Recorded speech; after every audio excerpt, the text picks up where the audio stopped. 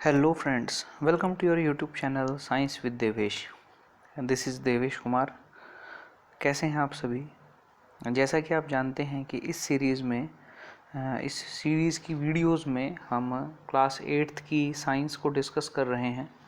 बहुत आराम से हमने क्लास 8th की साइंस को डिस्कस किया और टिल नाउ हम 6 चैप्टर्स जो हैं वो कंप्लीट कर चुके हैं। Today we are going to start our new chapter that is known as conservation of plants and animals. Her chapter की तरह इस बार भी थोड़ा सा हम देखेंगे कि ये चैप्टर का मीनिंग क्या है।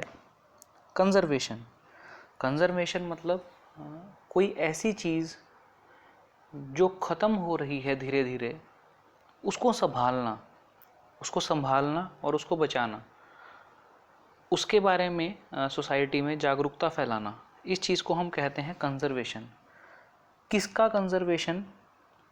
प्लांट्स का और एनिमल्स का।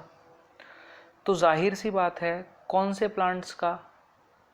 जो हमारे घर में घास होती है सिंपल, क्या उसका कंजर्वेशन? नहीं।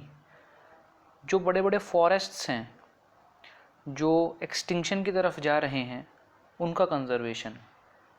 क्या कुत्ते बिल्ली का कंजर्वेशन? नहीं। ऐसे जो एनिमल्स हैं जो खत्म होने की कगार पर आ गए हैं, उनका कंजर्वेशन।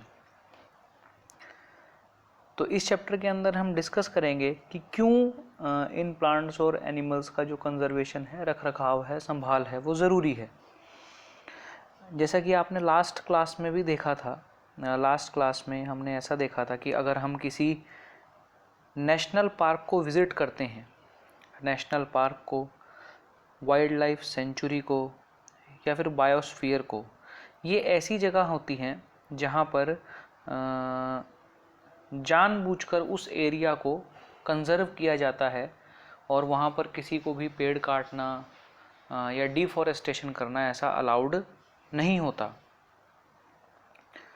अब जैसा कि हम जानते हैं कि हमारा जो प्लैनेट है उस पर सिर्फ ह्यूमन बीइंग्स नहीं हैं, उस पर एक बहुत बड़ी वैरायटी है, प्लांट्स की भी और एनिमल्स की भी। तो इसीलिए इंसान के लिए ये ज़रूरी है कि वो सिर्फ अपने सर्वाइवल के बारे में ना सोचे। ये जो प्लांट्स और एनिमल्स हैं, धरती इनका भी है, इनका भी धरती पर उतना ही अधिकार है जितना किसी इंसान का है। तो इंसान को इनका घर छीनने का कोई अधिकार नहीं है, कोई उसके पास राइट्स नहीं है। आज सभी ऑर्गेनिजम्स को सर्वाइवल के लिए जो सबसे बड़ा थ्रेट है, जो सबसे बड़ा डर है, वो है डिफॉरेस्टेशन। अब डिफॉरेस्टेशन क्या होता है, ये आपने प्रीवियस क्लास में भी पढ़ा था। इंसान द्वारा जंगलों को काट दिया जाना, इसी चीज़ को हम कहते हैं डिफॉरेस्टेशन, ताकि उस लैंड का वो यूज़ कर सके किसी और पर्पज़ के लिए। तो trees, to cut the trees from forest for so that the land can be used for other purposes, this is known as deforestation. अब क्या क्या वो पर्पस होते हैं देखो, क्या कुछ बहुत महान पर्पस होते हैं? नहीं, ऐसा नहीं है।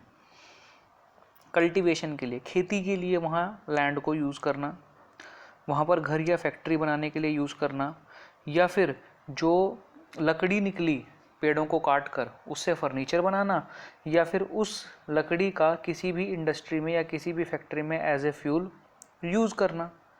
ये कुछ रीजंस होते हैं जिसकी वजह से पेड़ों को काटा जाता है। ये तो इंसान जानबूझकर काटता है। कई बार कुछ नेचुरल कैलामिटीज़ भी होती हैं, कुछ प्राकृतिक घटनाएं भी होती हैं जिनकी वजह से डिफॉरेस्टेशन होता है। जैसे जंगल में आग लग जाती है। अभी आप जानते हैं लास्ट टाइम ऑस्ट्रेलिया में भी और अमेरिका में भी बहुत कई लाख स्क्वायर फुट का जो एरिया है वो जल गया था। वहाँ पर जो फॉरेस्ट्स हैं वो ख़त्म हो गए थे और कई लाख एनिमल्स जो हैं वो भी मर गए थे, बहुत बुरी तरीके से घायल हुए थे। तो ये भी कुछ नेचुरल रीजंस है जिनकी वजह से डिफॉरेस्टेशन होता है। या फिर किसी एरिया में सूखा पड़ जाए तो वहाँ के पेड़ जो है वो सूख जाते हैं। लेकिन ये जो डिफॉरेस्टेशन होता है, चाहे ये नेचुरल हो, चाहे ये इंसान द्वारा करा गया हो, इसके कंसिक्वेंसेस क्या होते हैं? आप जानते हैं कि डिफॉरेस्टेशन होने की वजह से, जहाँ पर डिफॉरेस्टेशन किया जाता है उस एरिया का टेम्परेचर और पोल्यूशन लेवल दोनों ही बढ़ जाते हैं। कैसे? आप जानते हैं कि हमारे अर्थ की बहुत सारी जो कार्बन डाइऑक्साइड है वो प्लांट्स इनटेक करते हैं फोटोसिंथेसिस के लिए। अगर वहाँ से प्लांट्स को काट दिया जाता है तो नेचुरली वहाँ कार्बन डाइऑक्साइड बढ़ जाता है, और कार्बन डाइऑक्साइड बढ़ने की वजह से वहाँ पर का जो टेम्परेचर है वो भी बढ़ जाता है। दूसरा इसका क्या नुकसान होता है? जो ग्राउंड वाटर होता है, हमारे धरती के अंदर जो पानी है जिसको हम पीने के लिए इस्तेमाल करते हैं, उसका लेवल भी कम हो जाता है। दूसरा एक और पॉइंट है कि डिफॉरेस्टेशन की वजह से एक नेचर का जो बैलेंस है वो बैलेंस भी खराब हो जाता है, क्योंकि जब फॉरेस्ट्स नहीं होंगे तो क्या होगा? मानो यहाँ पर एक ये लैंड है, यहाँ पर बहुत सारे फॉरेस्ट्स हैं, बहुत सारे जंगल हैं। तो जब बारिश आती है तो बारिश आने की वजह से ये जो मिट्टी है ये यहीं रहती है, ये बहती नहीं है, क्योंकि पेड़ इसको रोक लेते हैं। यहाँ पे जो मिट्टी है ये भी यहीं रहती है, ये भी यहीं रहती है, ये भी यहीं रहती है।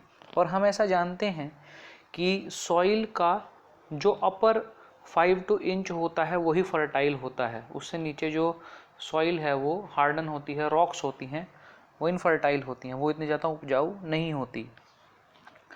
अब जब ये फॉरेस्ट्स नहीं रहेंगे तो यहाँ पर कोई पेड़ नहीं है, तो जैसे ही बारिश आएगी ये सारी मिट्टी बह जाती है।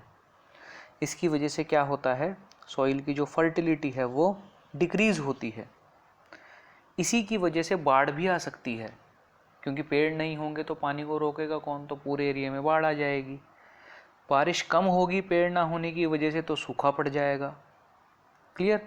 और कार्बन डाइऑक्साइड हमने क्लियर किया ही है कि कार्बन डाइऑक्साइड प्लांट्स द्वारा यूज़ किया जाता है, लेकिन उन एरिया में फॉरेस्ट्स की कमी होने की वजह से वहाँ पर कार्बन डाइऑक्साइड की मात्रा बढ़ जाती है, उसकी क्वांटिटी बढ़ जाती है, जिसकी वजह से the temperature of the earth will increase, बढ़ जाता है अर्थ का टेम्परेचर। और इससे वाटर साइकिल जो है वो बिगड़ जाती है, कहीं सूखा पड़ जाएगा, कहीं बहुत ज़्यादा बारिश होगी, बहुत प्रॉब्लम आती है, और इसी की वजह से ड्राउट्स जो हैं वो क्रिएट होते हैं। अब डिफॉरेस्टेशन का एक सबसे बड़ा जो नुकसान है वो क्या है? इसकी वजह से सॉइल की जो प्रॉपर्टीज़ हैं वो बहुत ज़्यादा अफेक्ट होती हैं, क्योंकि जब कभी भी प्लांटेशन होता है या वेजिटेशन होता है, जहाँ पर आप सब्ज़ी लगाते हैं, पौधा लगाते हैं, तो वहाँ पर ये बहुत ज़रूरी होता है कि वहाँ की मिट्टी जो है वो उपजाऊ हो। लेकिन अगर वहाँ पर बहुत कम पेड़ होंगे तो उसकी वजह से एक प्रोसेस होती है जो आपने 7th क्लास में भी पढ़ी थी, जिसे सॉइल इरोजन कहा जाता है। What is soil erosion? Soil की जो टॉप लेयर है, टॉप लेयर जो सबसे ज़्यादा फर्टाइल है, सबसे ज़्यादा उपजाऊ है, वो बह जाती है, और उसका हट जाना ही क्या है? सॉइल इरोजन, जिससे नीचे की जो हार्ड और रॉकी लेयर्स हैं वो ऊपर आ जाती हैं, वो कम फर्टाइल होती हैं। इसी की वजह से क्या होता है? डेजर्टिफिकेशन होता है, क्योंकि अगर कम फर्टाइल लैंड है या अनफर्टाइल लैंड है तो वहाँ पर पौधे उगेंगे ही नहीं, और जहाँ पर पौधे नहीं होते तो उस जगह को क्या कहा जाता है? उस जगह को डेजर्ट कहा जाता है। इसी तरीके से डिफॉरेस्टेशन होने की वजह से जो हमारा लैंड होता है उसकी वाटर होल्डिंग कैपेसिटी कम हो जाती है, और वाटर जब जाता है तो वो अपने साथ मिट्टी को भी बहा के ले जाता है, ठीक है ना, जिससे फर्टिलिटी रेट क्या होता है? रिड्यूस होता है, और इसी की वजह से बाढ़ भी आती है, फ्लड्स भी आते हैं, और भी इसके बहुत सारे रीजंस हैं। अब जब टॉप लेयर चली गई तो टॉप लेयर जाने के साथ साथ मिट्टी में जो न्यूट्रिएंट्स थे वो भी चले गए। क्लियर? तो ये सभी रीज़न है, किस चीज़ के रीज़न है? ये रीज़न है डिफॉरेस्टेशन के। किसके रीज़न है ये? डिफॉरेस्ट।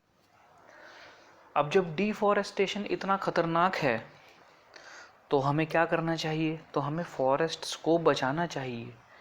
फॉरेस्ट्स को बचाना यानी इसी चीज़ को हम कहते हैं, क्या कहते हैं हम इसे हम कहते हैं conservation of forests and wild life. उसे कंजर्व करना, उसे संभालना। अब ये कैसे हो सकता है? तो ये किसी अकेले का काम नहीं है, ये किसी गवर्नमेंट एजेंसी का अकेले का काम नहीं है, ये कोई अकेला इंसान भी नहीं कर सकता।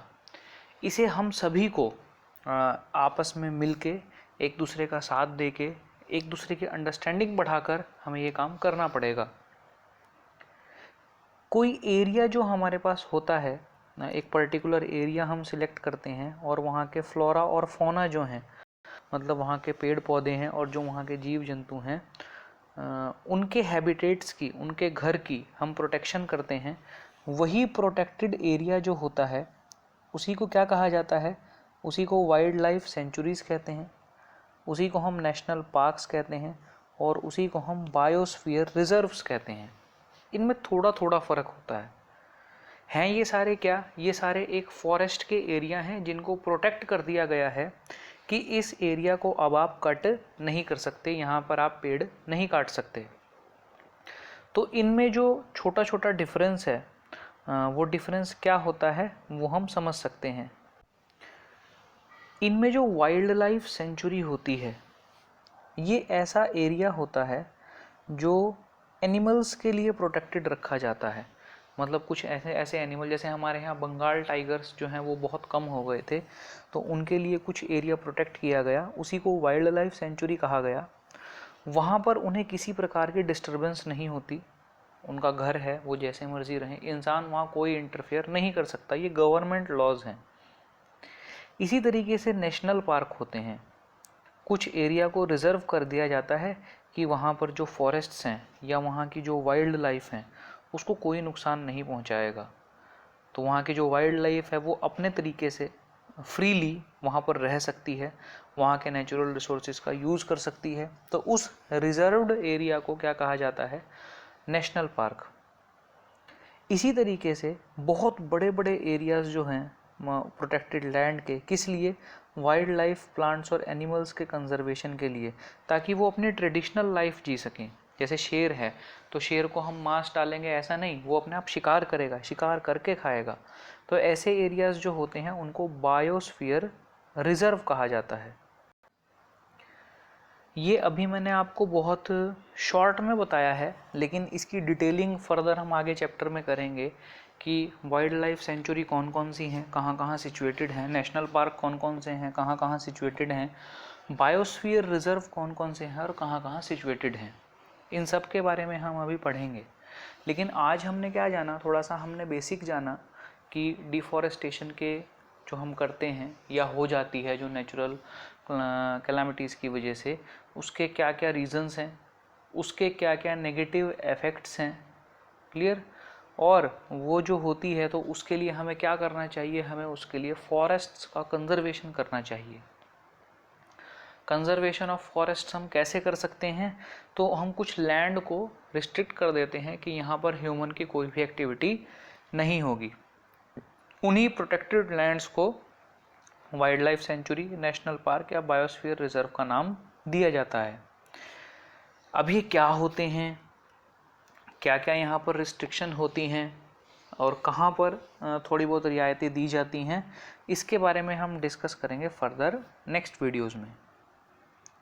तब तक के लिए जितना भी हमने किया आज, थोड़ा हमने स्टार्टिंग करी, थोड़ा हमने बेसिक्स पढ़ा, एकदम बहुत ज़्यादा नहीं करेंगे, थोड़ा थोड़ा करते चलेंगे। तो वहाँ तक आप रीड कीजिए और एक काम ज़रूर कीजिए, कभी भी कोई चैप्टर आप पढ़ते हैं तो उसमें कुछ डिफ़िकल्ट वर्ड्स होते हैं। दो तरह से डिफ़िकल्टी आती है, या तो आप उसको प्रोनाउंस नहीं कर पाते, प्रोनाउंसिएशन ठीक नहीं होता, या फिर आपको उसका मीनिंग नहीं पता होता। तो ऐसे दोनों तरह के वर्ड्स को आपको मार्क करके उनके मीनिंग अपनी बुक में ही लिखने चाहिए, जिससे कि जब भी आप चैप्टर को रीड करें तो it will become easier for you to understand all the topics. So in the next video we will discuss about some of the biosphere reserves. Till then, goodbye, take care, hit the like button if you like the video, share it with your friends and comment me in the comment section if you like anything about the video or if you have any suggestions related to the video. If you have any doubt, if you need any help, you can contact me. I have given my number, WhatsApp number in the description box. You can text me. Till then, goodbye, take care, stay protected. Thank you.